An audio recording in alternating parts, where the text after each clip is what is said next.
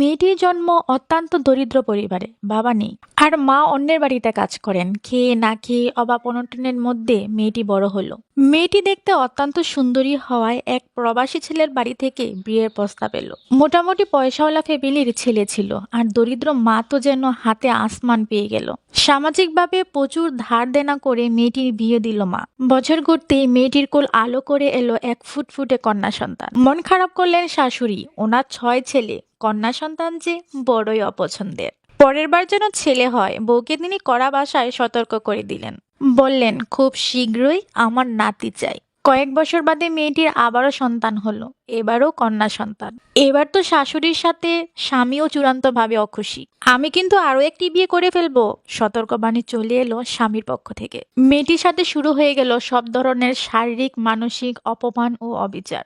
স্বামী দেশে এলেন, সাথে লাস্ট সুযোগও দেওয়া হলো গর্ভধারণ করার। মেয়েটি তৃতীয়বারের মতো মা হলো। আহারে, এবারও মেয়ের কুল জুড়ে এলো আরো একটি পরী। স্বামীও তার কথা রাখলেন, বিদেশে আরো একটি বিয়ে করলেন আর 3 কন্যার মাকে ত্যাগ করে দিলেন। 3টি কন্যা সন্তান নিয়ে মেয়েটি পড়ল অকুল সাগরে। তার উপর আরেক যন্ত্রণা, শাশুড়ি গ্রামের লোক ডেকে সভা করলেন, ভিখারির মেয়েকে বাড়ি থেকে বের করে দিবেন। আমার ছেলে তাকে তালাক দিয়েছে, তার তো কোনো আশ্রয় নেই আমাদের কাছে। তবে শাশুড়ি কিন্তু অতটা অমানুষ নন। তিনি বললেন, ভিখারির মেয়ে, এক কাপড়ে এই বাড়ি থেকে বের হও, তবে আমার নাতনিদের রেখে যাও, ওরা থাকবে এই বাড়িতে। বড়লোকের নাতনি, ওরা তো আর তোমার সাথে রাস্তায় রাস্তায় ঘুরতে পারবে না, লোকে কি বলবে। একদম ছোট মেয়েটার 9 মাসের দুধের শিশু, মাকে ছাড়া থাকবে কি করে।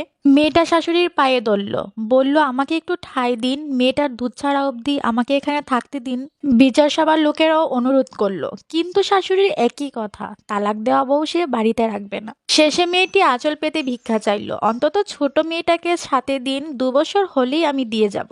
কোনো কথাই কাজ হলো না। পুরা কপালি বলে কথা, শেষে মেয়েদেরকেও হারাতে হলো। ঘাড় ধাক্কা দিয়ে বের করে দিল মেয়েটিকে। তবে মেয়েটি আশা ছাড়ল না। দিনের পর দিন লুকিয়ে আসতে থাকলো বাচ্চাকে একটু দুধ খাওয়ানোর জন্য, এক নজর দেখার জন্য, কখনো সকালে, কখনো বিকেলে, আর কখনো বা গভীর রাতে। এক গভীর রাতে মেয়েটি এলো সন্তানদেরকে লুকিয়ে নিয়ে যেতে। এসে দেখলো তার সন্তানেরা উঠোনে বসে কিছু খাচ্ছে। সেদিন বাড়িতে বেশ বড়সড় আয়োজন করা হয়েছিল। খাওয়া শেষে ডেকচিগুলো মাজার জন্য ফেলে রাখা হয়েছিল উঠোনে। সেই ডেকচির তলানিটুকুই কুড়িয়ে খাচ্ছিল তার সন্তানেরা। তার 9 মাসের বাচ্চা মেয়েটিও সেই তলানি খাচ্ছিল খুব আগ্রহের সাথে। মেয়েটি সিদ্ধান্ত নিয়ে নিল, এখানে আর না, সে লুকিয়ে নিয়ে যাবে তার সন্তানদেরকে। লাভ হলো না, ধরা পড়লো মেয়েটি। চোর অপবাদে মারধর করা হলো তাকে, চরিত্রহীন বিভিন্ন কলঙ্ক দেওয়া হলো মেয়েটিকে। সর্বহারা মেয়েটি অনেকটা ভারসাম্যহীন হয়ে পড়লো তীব্র শোকে। সে এখন আর মেয়েদের খুঁজে আসে না, গুড়গুড় করে না বাড়ির চারিপাশে। এভাবেই কেটে গেল কয়েকটা মাস। চূড়ান্ত অবহেলা অনাদরে বাচ্চাদেরও দিন কাটতে লাগলো। বাবা তো নতুন সংসার নিয়ে মজেছে, আর মা ভারসাম্যহীন হয়ে রাস্তায় রাস্তায় ঘুরে। বড় বাচ্চাটি যদি কাজ না করে, তাহলে তাদের কপালে খাবারটাও জুটে না। ছোট 2 বোনের মুখে খাবার দেওয়ার জন্য বড় বোনটা নির্দ্বিধায় সংসারের সমস্ত কাজ করে থাকে।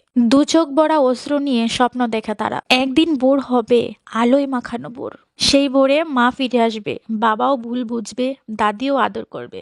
এই অনাদরের জীবনটা আদরের হবে, কষ্টগুলো সব শেষ হয়ে যাবে। তারপরেই ঘটল সর্বনাশের শেষ ঘটনাটুকু। সবচেয়ে ছোট কন্যাটি, যার বয়স ছিল মাত্র 13 মাস, সে পানিতে পড়ে চলে গেল না ফেরার দেশে। খেলতে খেলতে কখন যে পুকুর পাড়ে চলে গিয়েছিল কেউ দেখতেও পায়নি।